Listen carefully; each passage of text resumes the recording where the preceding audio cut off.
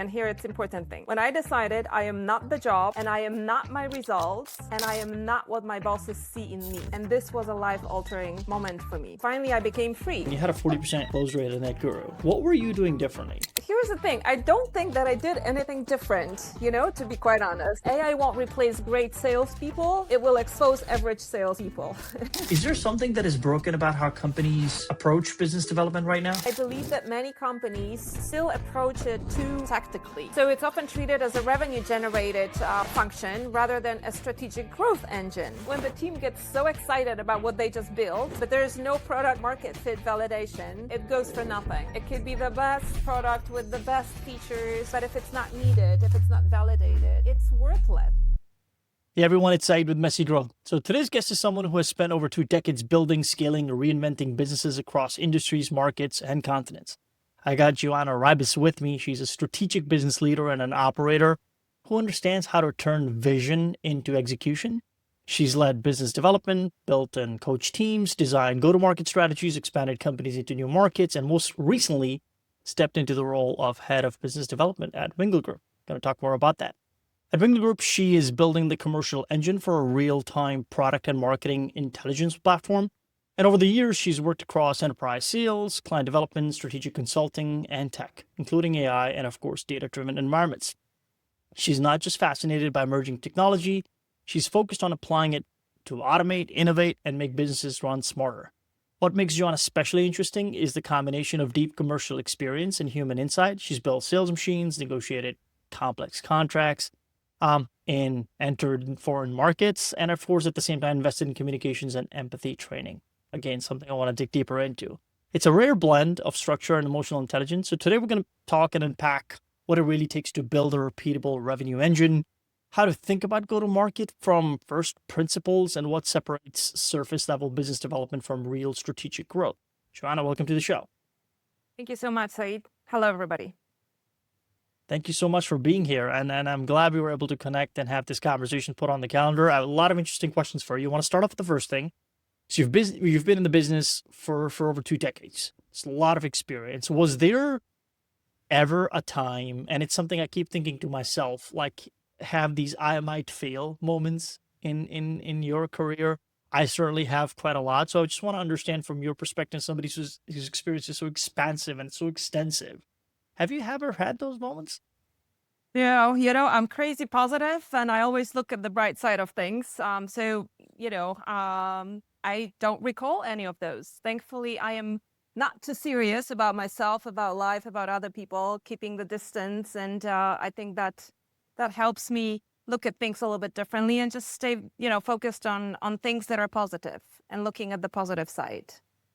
Well, right on. Absolutely. I kind of feel like that a lot of people have that though, which is a little bit of imposter syndrome, so to speak. And they feel like that crap. I mean, am I really deserving of this job? Am I really doing a good job? And so on and so forth. So it's a pretty natural extension of a lot of people's experiences as they move up the ladder. So I want to talk about that as a good segue. You went from US to Poland, from corporate to consulting, then to tech.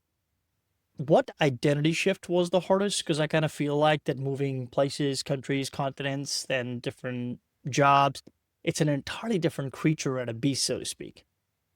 That's a very good question. I would say that the hardest identity shift for me is not even related to the type of organization that I work with or the industry, because I've worked with so many different industries, which gave me a lot of exposure to various business models, challenges, setups, whatnot, right? It's not related to geography either, although I have to say that it definitely impacted my personal growth because, I migrated to the US as a very young person. My worldview... How old were you? Well, I was 21, I think. Oh, wow. Okay. So that was, pretty young.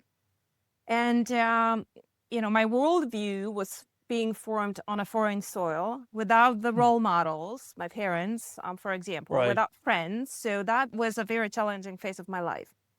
And I think that was the beginning of my biggest identity shift, I would say. But I think that the hardest identity shift happened much later in life when I decided, and here it's important thing, when I decided I am not the job and I am not my results, and I am not what my bosses see in me.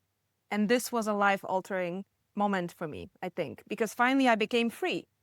Not sure how much you know about astrology and numerology, but I'm an Aquarius, and freedom for Is Aquarius. that the fish?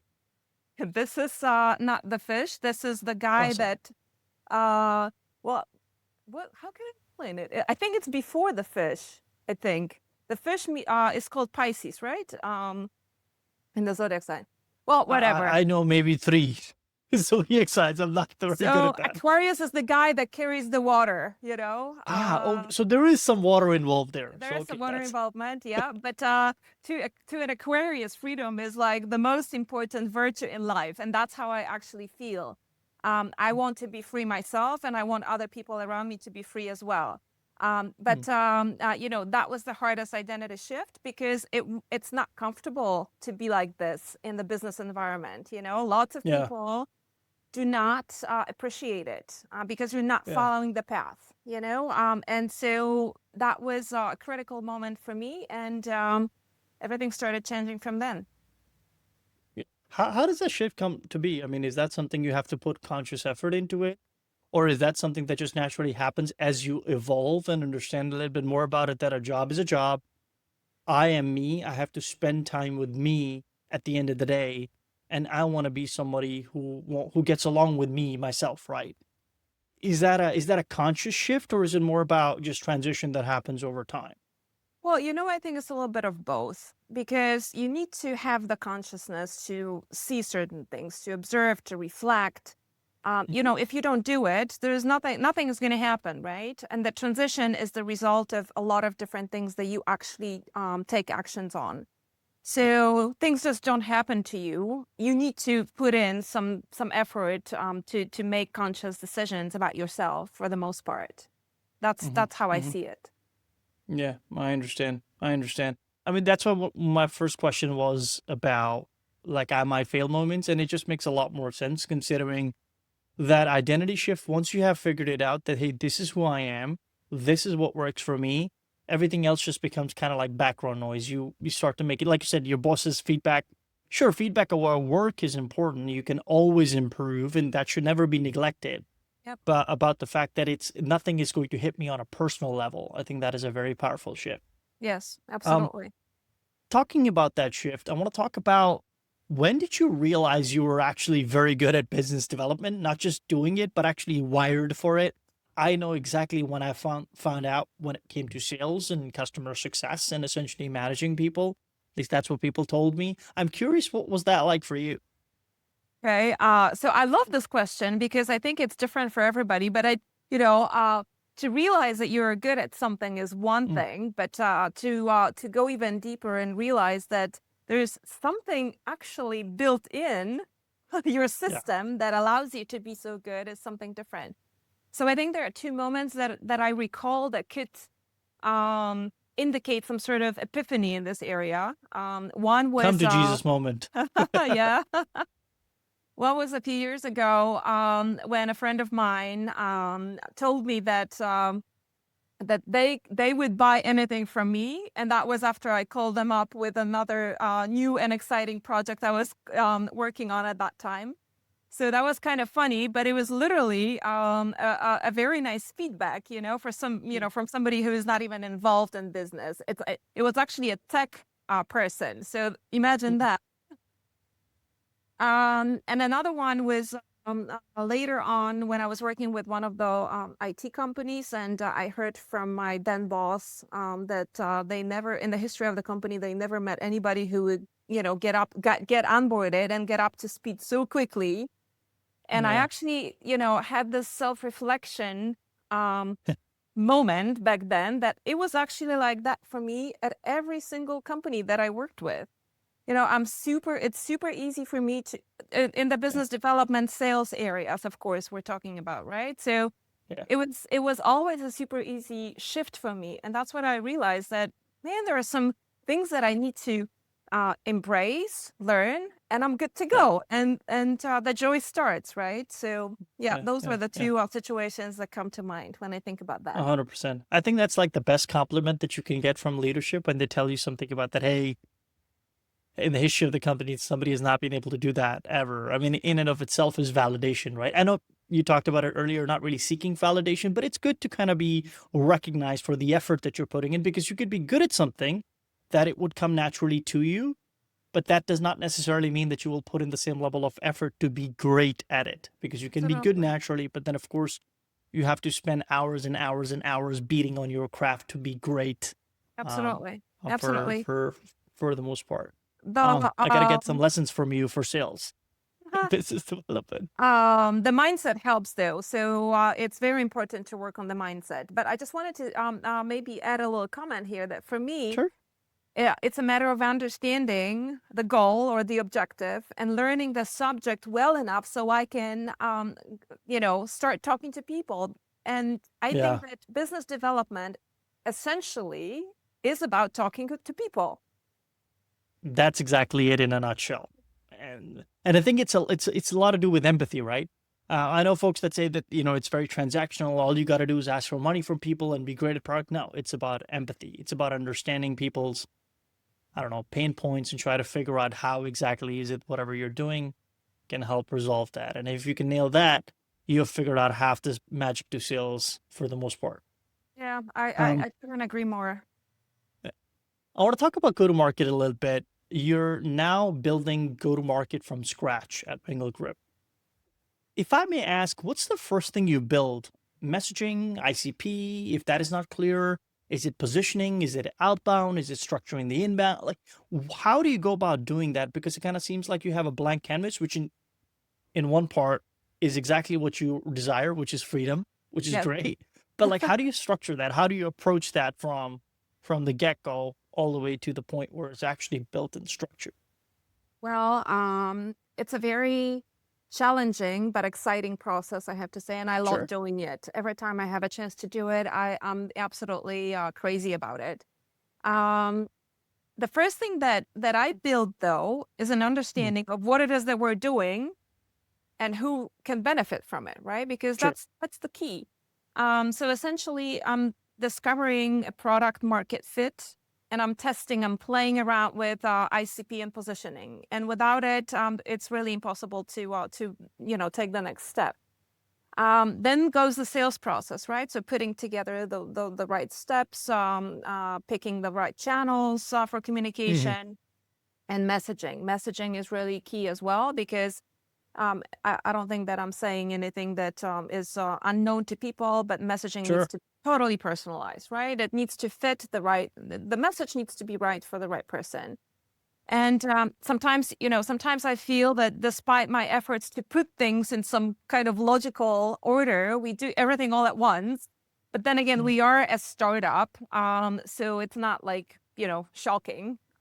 yeah. But I do try, I always try to follow, um, this rule that, things go after one another. So what, for whom, why, and how, right? And sometimes it gets a bit out of hand. That's for sure. But when I know what I have to offer, who my client can be, then the messaging comes as the next natural thing. Um, how it could be delivered is another topic. So the channels that we're talking about, right? So it's not always as easy as it may sound in theory, and it's definitely a process. So this is what I'm doing exactly at Wingle Group at the moment. Yeah. This is great. You said very briefly in there that the channel is a different topic altogether, and I fully agree. Messaging and channel are two different things. Do you think that you could succeed with crappy messaging but the right channel, or you feel like that you can have a great message and a crappy channel and it would succeed more? Which of the two is true, or is it can both be true? I tend to think that the second one is more valid Sure. because if you have the right channel but crappy messaging, you can just lose the opportunity to speak to the client altogether. When the Right. messaging is right and it's delivered to the to the right person, but the channel might not be, the most effective, the most efficient, then you can do something else about it. The door is not closed, the door is open. So Right. you can try something else, right? And so you don't waste this opportunity. That's just my experience, and I'm sure, people might have some other perspectives, but this has been my experience, and this is how I see it hmm hmm daily, I would say. Yeah. What's your favorite channel? LinkedIn. Does LinkedIn really work? I mean, I'm asking more for people everyday Joe like me. Like, if I were to do it, would that be very effective? If you do it in the right way, I think it would. Um, I think that LinkedIn is, and I know there's a lot of, I've seen many comments that kind of criticize the way LinkedIn is, or the direction LinkedIn is going, because it starts to resemble other social media that people use for private Okay. Yes. things, right? I mean, like, who cares what kind of coffee that you had this morning, right? Unless you want to Mm. point to the really good coffee shop, and that you invite other people to visit that shop as well. Um, so I think that social media is, LinkedIn included, are media that we can definitely take advantage of, but we need to do it really smart, because this is the respect of people's time. So let's just not, put trash in people's, inboxes, and Mm. ask them to waste their time to go through, cleaning their inboxes, because this is what stops, this kind of activity from being effective. People stop Yeah. trusting, those kind of tools, and people feel invaded. Their privacy is being invaded, in a Yeah. way. Yeah.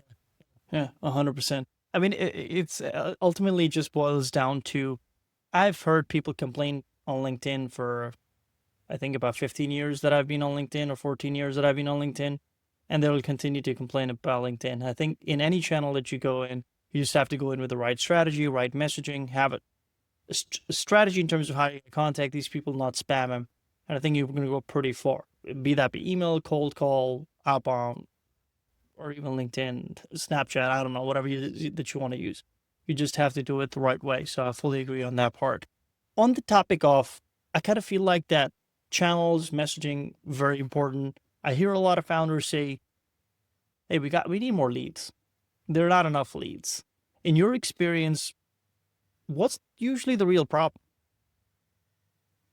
I think the real problem is the product market fit and lead qualification, to be quite honest, because companies waste a ton of leads on missed communication, right? So wrong Mm, message sent to the wrong people, 100%. closing the door. And then they think it's a matter of the quantity, which it's not, right? Mm, I feel that it's better to stop and analyze the historical data, and draw some conclusions, and think of what needs to be improved, implement it, and move forward, right? Just asking for more leads without changing anything, in the process, is not going to bring any results. And people are expecting different results from doing the same things, and I think that we all know what that defines, right? We're not going mm, to call it here, but I just think that not qualifying leads is something that I see very often. So just throwing a ton of messages to unqualified leads, wasting everybody's time, not getting to the point, not getting the right message across, and this is what I see usually. So this definitely needs to be looked at and corrected. And then I think the yeah. question of enough leads or not enough leads is going to become secondary. Mhm. Yeah. Makes a lot of sense. On the topic of leads, and it's interesting upon doing research. I mean, I was reading through your LinkedIn. You had a 40% close rate at Net Guru. Any stretch of the imagination, if you look at it inbound, you look at outbound, any channel, that is an excellent close rate. That means that once leads are in your funnel, they're being well taken care of and they're going through a very structured sales process. So that's exceptional. What were you doing differently? because this is not something I've seen a lot of companies be able to replicate. And I'm sure if they hear about it, they're obviously envious and will love to know what is it that you did to make sure that your close rate remains consistent. Well, here's the thing. I don't think that I did anything different, to be quite honest. Ask Messi, why are you a great footballer? I don't know, dude. I just practice. Okay. It's funny, but it's the truth, right? Mm. I do believe that sales is a combination of a few things that, when synchronized, deliver really good results, and Mhm. those things are, for example, well, definitely the right timing, the right type of client, the right solution to their problem. You briefly touched upon it just a few minutes ago, and then the right execution. So I believe it's, all of that combined, and a team effort, because there are people behind it, as Mm. always. And, that's it. Nothing else, really. I didn't use Yeah. any magic except for my magical personality to be quite, humble here, modest. No, just kidding. But yeah, I think if you give people proper attention, if you listen to them, you talked about those things in the very beginning of our Mm. conversation. You make them feel they are important, Right. and you show them the value that you can bring to solve their problem. That's it. That's all you can do. And that's all it takes. It's interesting because I hear a lot of reps talk about great close rates, and I look at it, and oftentimes one thing that they have in common, I'm not saying that they're not good reps, is that they're also working at companies that have an excellent product market fit, and the product's just flying off the shelves. That makes it infinitesimally better and easier for you to have a better close rate than, let's say, folks that are struggling at a startup trying to figure those things out. So I do believe that there is salesmanship involved or saleswomanship involved, 100%. But there is that aspect of whether or not you have figured out the rest of the funnel and the product market fit and the right messaging. And if your ICP is clear, is it inbound? Is it outbound? So on and so forth. So I do think that, looking at numbers is great, but devil lies in the details. You always got to figure out like what are those layers, so to speak, that you got to feel out to figure out what exactly is it that it's worth. So I agree. Absolutely. It's team, it's product market fit. And of course, on top of it, if you don't have that empathy layer, you could do well in sales. You're just not going to go very far in building relationships. And this is going to be very Absolutely. transactional I think that for the most part. I think in such case, it's probably going to be one-time sale, unless the product is really, really good, and the sale could be automated somehow, so like renewals or whatever, Yes. and that's fine. But if you don't have that personal acumen, I guess, Yeah. this empathy, this is just going to be a one-time deal. It's not going to Yeah. be a repetitive transaction. 100%. 100%. That makes total sense. Is there a certain sales belief that you've had, let's say a decade ago, that you completely disagree with today? Oh yes, absolutely. When I first What is it? when I first enter the sales industry, if you will, Mm. I told because that's what I was taught. I totally Yeah. believe that sales is all about the right methodology, tricks, and whatnot, right? And I believed that if I could learn, 3 different methodologies, Mm. that'll be it. That's gonna be a great success. I'm just gonna do whatever, achieve whatever goals, right? And my belief is totally different today, and I totally Yeah. disagree with this approach. And again, we touched on it in this conversation already. Um, Today, I'm a different person with different values, with different identity. We Yeah. talked about it as well, and it's all about the other person for me. Mm. I know how to listen. I know how to understand. I know how to communicate with the other person. And today, I understand that people do not want to be tricked into anything. I don't want to be tricked into anything, right? Who And likes that? I mean, I wouldn't be able to do something to another person if I felt like this is something that I definitely would not want to be done upon me, right? Yeah. Yeah. So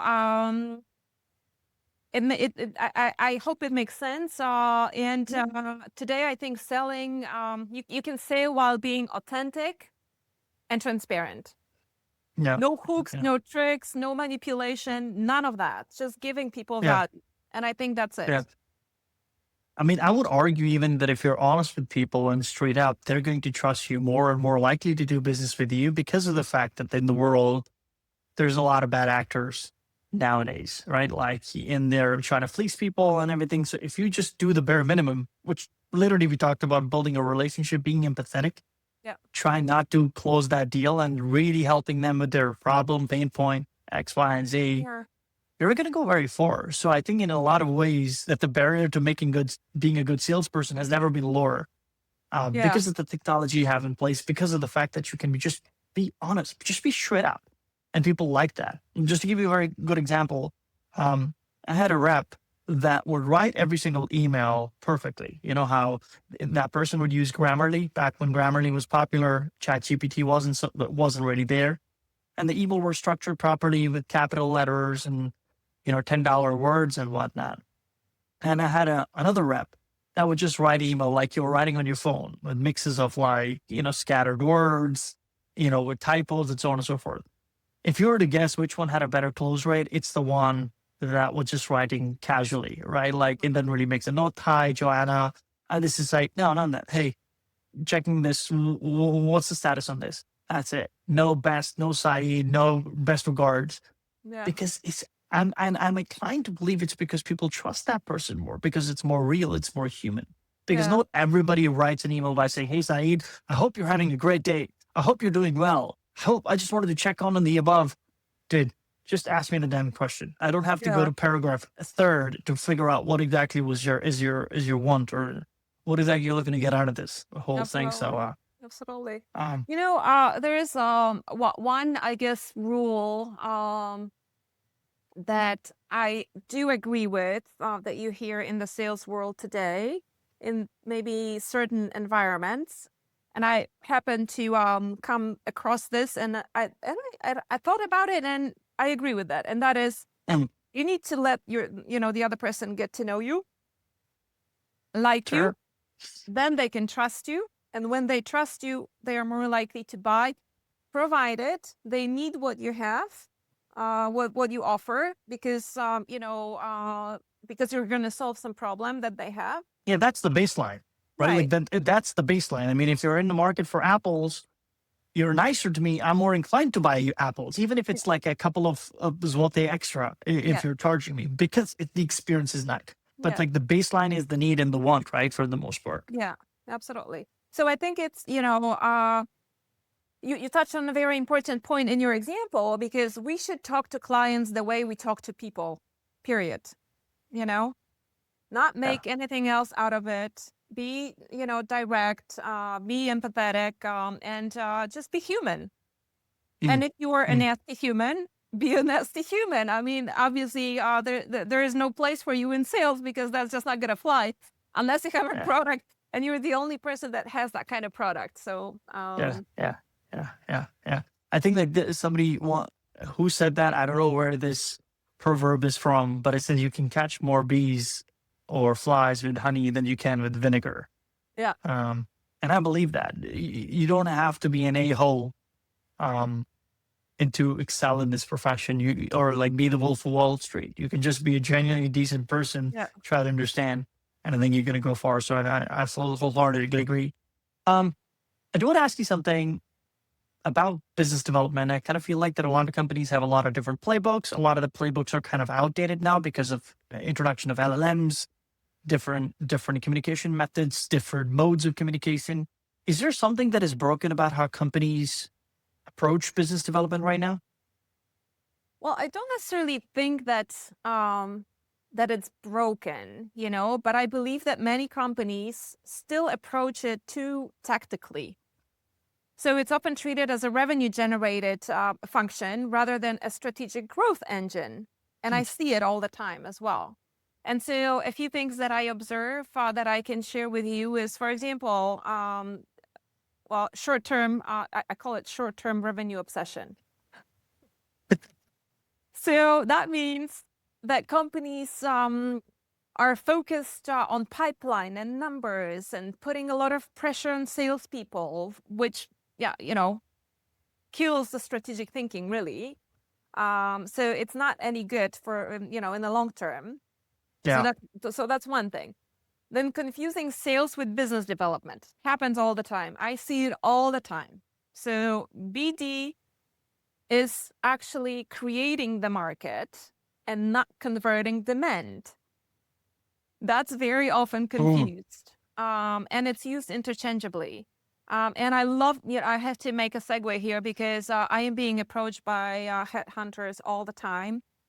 And the way that the companies are coming up with the new names for a salesperson is just outstanding. And Yes. and I'm like, man, can you just say what it is? Why do you Yeah. have to glorify it? I mean, somebody is either gonna want it or not. You don't have to call it a business development director, which implies that you Or have engineer. right, yeah, right. And I just recently got this invitation to the recruitment process for one of the companies in the IT world here in Poland. And the name of the role was business development director. And so I looked up the job description, and it was evident that it's a salesperson. It's not even a salesperson. I see. It's a Mm. yeah. And I asked the question, how much of this role is actually related to managing teams, and how much it's related to sales, right? Sales Yeah. activities.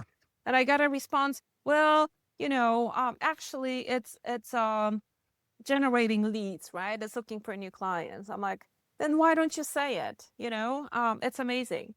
But anyway, Yeah. Gotcha. coming back. So I talked about the first thing that I observed. Then the second thing, I talked about the second thing. So the third thing is, I believe, lack of strategic customer understanding.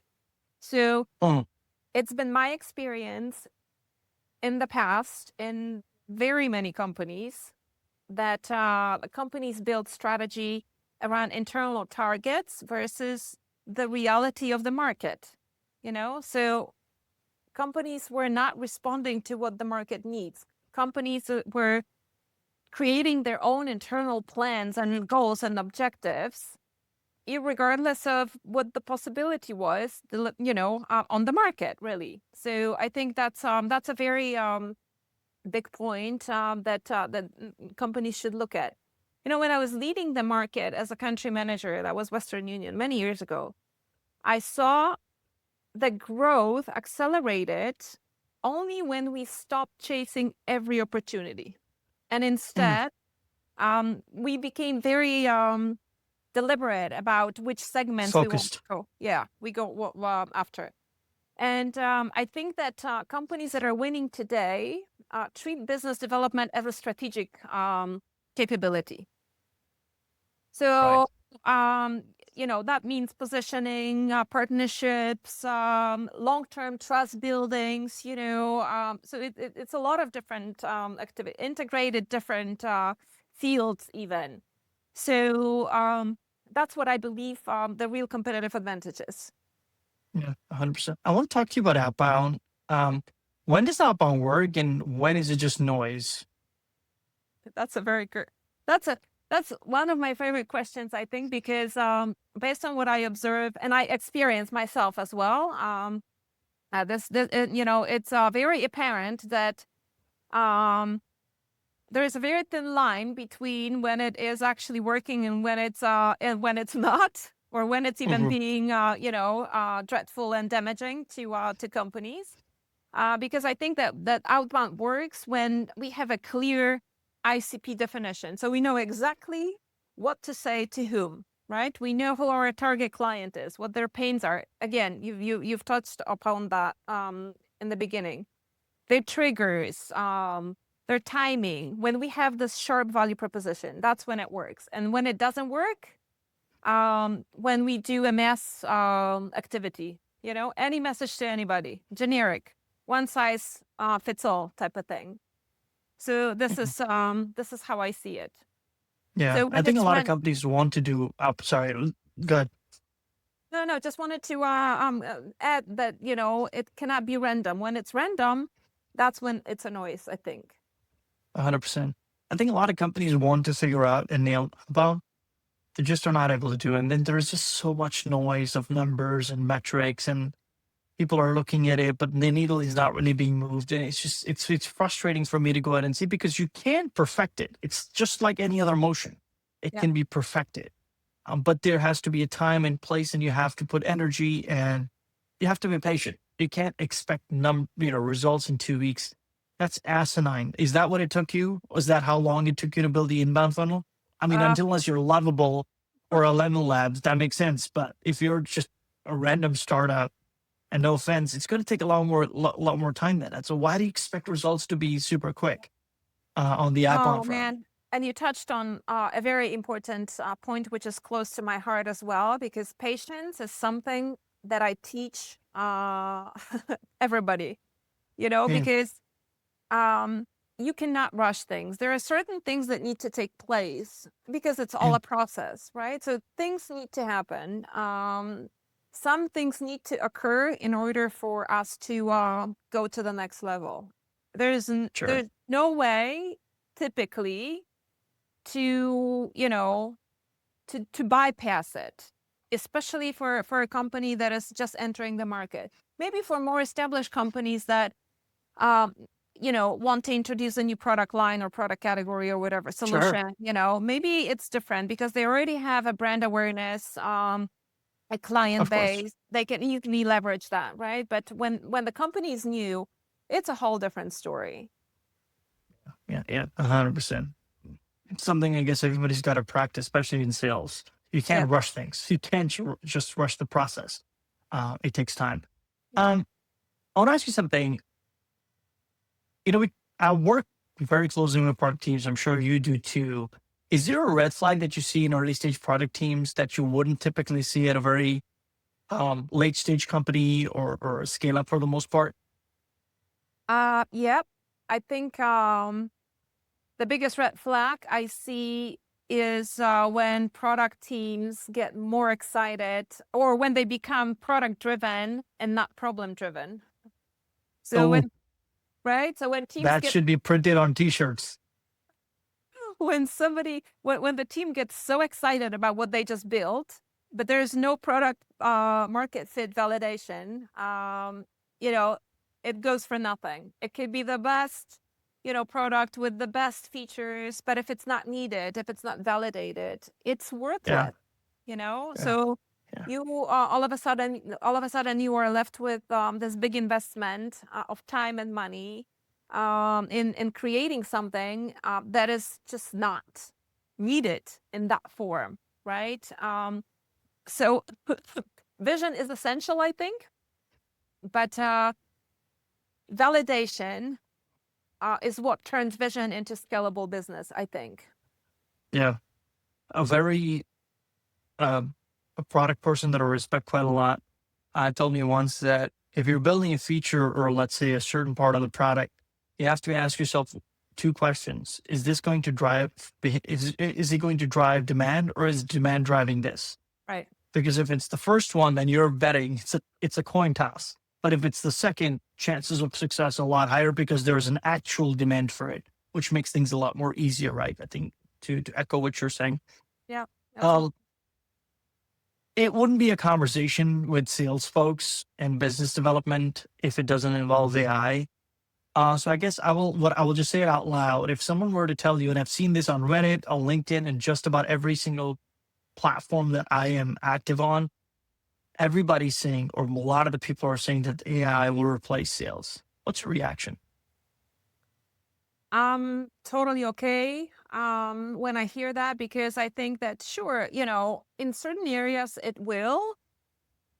It already does in a way. If you think about subscription-based business models, you don't really need a human being to help you out with the sales process. You just have certain parameters that you want to go by. There's a lot of information that you can search on the internet, even talk to the chat GPT, for example, or any other Mm, AI engines and just kind of, do a comparison of different specs, and you just go ahead and buy it online.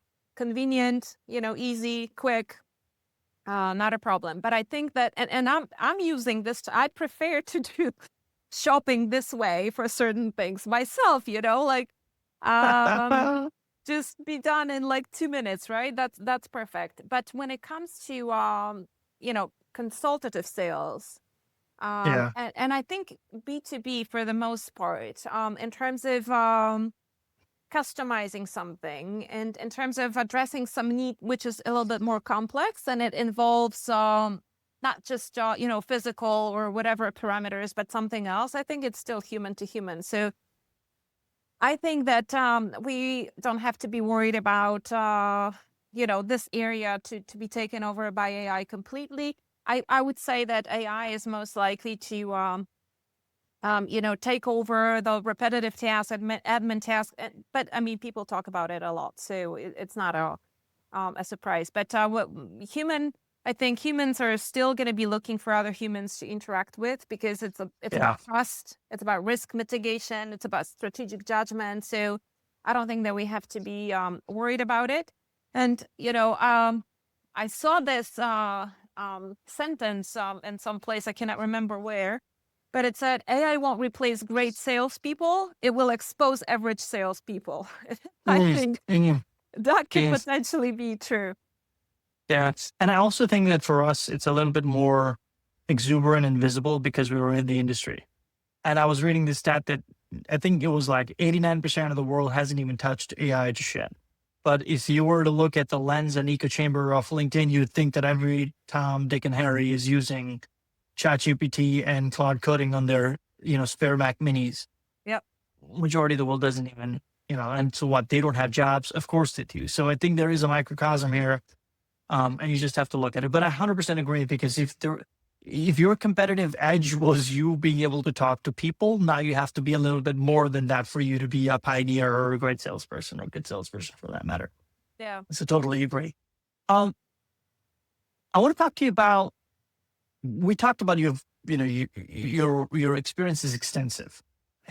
And looking at me, my career, I always think that when I started out, when I joined sales, my motivation was money. Like, I wanted to make a lot of money. And that for me was a measure of success for whatever reasons that was. It's not anymore, but at least back then it was. Has your definition of success changed for you over the years, or you kind of feel like that when you started out with a certain ethos and that has carried you throughout your career? Oh, it has changed drastically. Money was also a big motivator for me when I first thought of sales. I mean, I was like, I want to make a lot of money. So what? So sales, right? Because sales guarantees Yeah. it. What a lesson that was, right? Mm. But I think that when I think of the word success, it has a lot of different meanings for me. Like, the general definition of success for me today is much different than it was many years ago when I started my journey in the professional life. So it feels like today it's almost like it has a different dimension. Like, if I can give you examples, me not getting too emotional about something is a great success today. A Mm. different, more relaxed reaction to a stressful situation, great success. Standing up for myself, huge success. Drawing a line, speaking freely, etc., etc. I think you get the point, right? So Yeah. different level of consciousness and awareness of what certain things mean. But when I think about success in business life, to me, success today is more related to other people's successes. And what I Mhm. mean by that is today's success for me is or I get more satisfaction when I see people that I work with, that are on my team, that I work with in mentoring sessions, that I lead, people that I lead are successful, grow, they flourish, they achieve something, they change. That's a great success for me, and that would be the definition in the business setup. Mhm. I guess like the only measure of a person growing is if their goals are changing, and of course their belief system is changing. That just naturally means that you're extending yourself, so to speak, and learning. Right? Yeah. Like that is critical. It's interesting. If I just may add one more thing, just crossed Sure. my mind, is that now all the things like, I don't know, setting up our sales process, coming up with a strategy, executing strategy, checking the marks, the points on the Yeah. strategy plan. Those are just simple, little projects that I can mark done. Now, Yeah. now, like 20 years ago, maybe I would be like, oh my gosh, I have created the best go-to-market strategy, and I have And executed half of it already. And this would be nice. the reason to be proud, and that would bring me a lot of satisfaction. And I would say this is a great success. Not Yeah. that I want to, disregard this, because those are all very important steps, and it takes a lot of knowledge and experience and competencies that I acknowledge and I appreciate to do it. But it's a different level, it's a Yeah. different type of meaning now. 100%. I want to ask you one last question before we head into a rapid fire round. If someone's listening right now that feels behind, lost, or doubting themselves, what would you tell them? I would say it's normal. It's part of the process. Something is calling your attention, so you should allow it. You should stop, give yourself space to observe it, to listen. Um, Definitely reflect on what the inner voice is telling you. Um, what you need to, that you need to see. And I think you should be grateful for this, because thanks to it, you're probably going to make a huge change, a huge step in your life. Maybe a quantum leap, who knows? When you Yeah. do that, I think that the likelihood of this particular situation, this particular feeling, is that the likelihood is high that it's going to disappear because it served its purpose, right? Yeah. Yeah. Yeah. So yeah, that's what I would say. Excellent advice. Thank you. Um, this is great. I made a ton of notes. So we're gonna head into our rapid fire rounds. Very quick questions, very quick answers. Best advice you've ever received, business or personal? Don't give up. Don't give up. I think it was Jose Mojica. He was the ex-president of Uruguay. I believe that said that it's always worth starting from zero so long as you're healthy and alive. Couldn't agree more. So yeah, it's just like don't give up. Everything is perfect. Advice you ignored or wish you had listened to. Oh, that's a tough one. Okay, I got one. That was actually something that came from a close person to my heart. It's actually quite opposite of what I just said. I cannot remember the exact wording, but it was something to the effect of, you can try, but you're going to be taken Mm. advantage of anyway. So if in a free translation, it would be, don't try. Okay, just don't try, because Don't even, try, don't give up.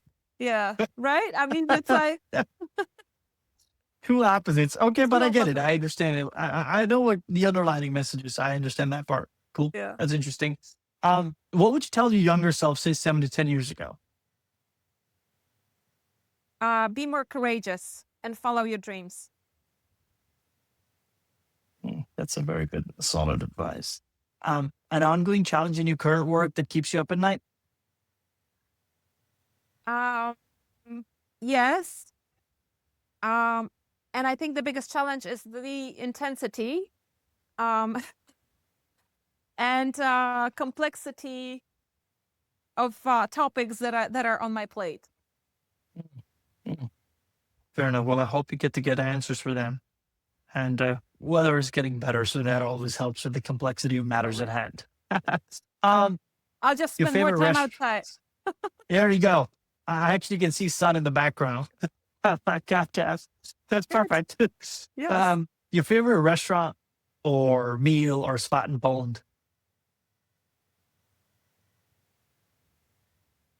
My favorite spot in Poland is the Baltic Sea, for sure. Mm, fair Which, enough.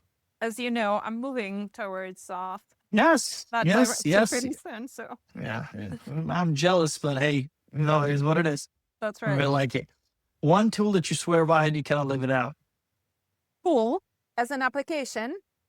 Yes, it can be an application. It can just be a tool that you use in real life. Like, however, I used to think it was just a piece of software, but over the course of these meetings of people were like, "Well, I like to use my phone. Oh, I like my notebook." I was like, "Well, that is a tool. That's fair enough." So I would have to say a phone, and that scares Uh, me even when I say it. yeah, yeah. There you go. War screwed anybody watching this in 40 years' time, though. Like, that's where it started. Cool. Joanna, this has been great. I really enjoyed our conversation. Really learned a lot. Thank you so much. Where can listeners find you? So LinkedIn for sure, but I also started my channel on Instagram, which is There just you the go. very beginning. Yeah. What is the channel about?